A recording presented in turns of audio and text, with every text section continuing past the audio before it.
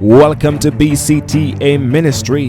This is where you know, share, and defend the gospel. Right here, we are changing lives together forever. We are on this journey for the Lord Jesus Christ.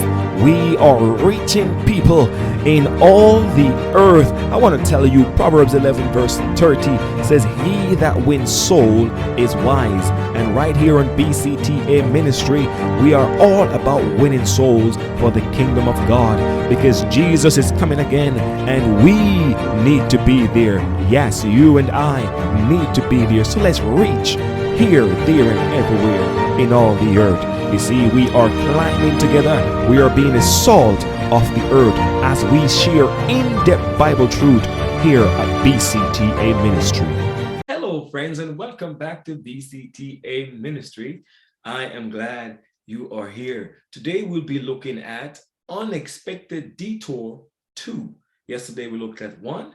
So today, we're looking at Unexpected Detour 2, the surrounded table.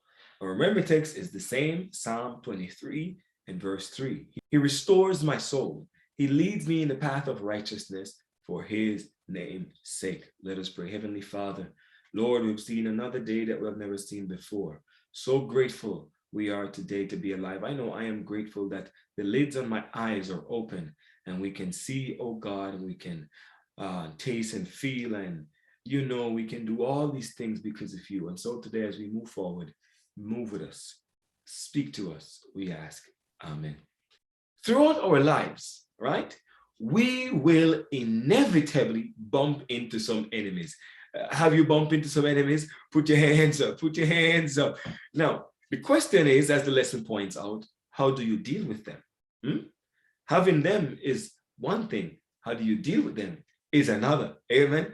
Have you ever lain wait at night, tossing and turning, dreaming up a way to revenge those who have been trying to hurt you and the work that you do? You see, it can be hard.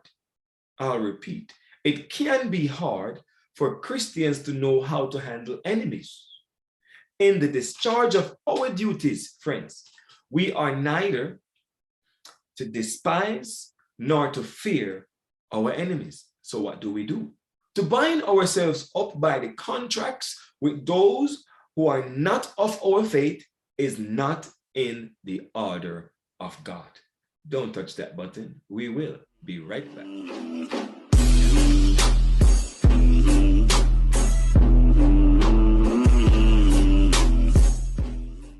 Welcome back. Welcome back. You see, how do I put this? Well, we are to treat others with kindness and courtesy, especially those who refuse to be loyal to God. But we are never, I'll say again, never to unite with them in counsel regarding the vital interest of Christ's work. Now, we are to treat with kindness and courtesy those who refuse to be loyal to God. Did you know that? But watch this. We are never, and I'll say that again, never to unite with them in counsel. Hello, regarding the vital interests of Christ's work. You see, putting our trust in God, we are to move steadily forward, doing his work with unselfishness, as Christ in humble dependence upon God, committing to his providence ourselves. It's like give ourselves away to him and all that concerns our present and our future. Watch this, holding the beginning of our confidence unto the end, remembering that we receive the blessings of heaven, not because of our worthiness. Remember, now we have no merits of our own, but because of Christ's worthiness and our acceptance, praise the Lord, through faith in him and of God in his abundant grace. Amen. Now, I want to take you to Psalm 23, verse 5. We're still in Psalm 23. It says, "You prepare a table before me in the presence of mine enemy." Not only that, you anoint my head with oil, and my cup runneth over or runs over. Friends, something unexpected is mentioned or introduced in verse 5 of Psalm 23. And I hope you didn't miss it because I just read it. It says, the presence of mine enemies. Remember when I asked earlier, have you any enemies? I know I have enemies. But look where Christ puts us, in the presence of our enemies. Christ puts us in the presence of our enemies. Oh my goodness. Now, why would Christ do that? Why would God do that? Because he wants to also show you how he's fighting for you. You know what I like? One of my favorite Psalms is Psalm 46, because Christ shows us how he's taking us to battle, not to fight with us, but to show us how he's fighting for us. So here it is. Christ puts you in the presence of your enemies. Now, here's a question. Do you believe that you have enemies? I hope your answer is yes. Because we have enemies, both visible and invisible, both known and unknown. Did you know that? Philippians, the book of Philippians, chapter 3, verse 18, it says, for many walk, of whom I have told you often. And now, the author says,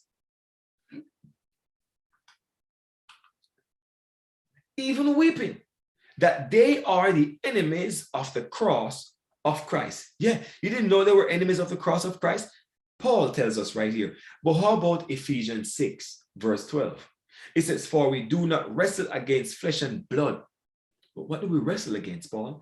Principalities, against powers, against rulers of the darkness of these ages, against spiritual hosts of wickedness in heavenly places.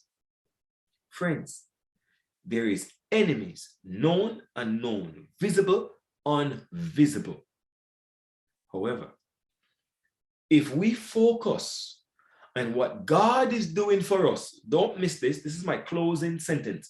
If we focus on what God is doing for us, you and me, preparing the table, anointing us with oil, and make our cup run it over, listen, the presence of our enemies will be overshadowed. Oh, yeah. You missed it. I said, if we focus on what God is doing instead of what our enemies are doing, the ones that we can see, by the way, then the presence of those enemies, even the unseen enemies, will be overshadowed. If death and grave could not hold him, Christ Jesus, can your enemies hold you when Christ is in you?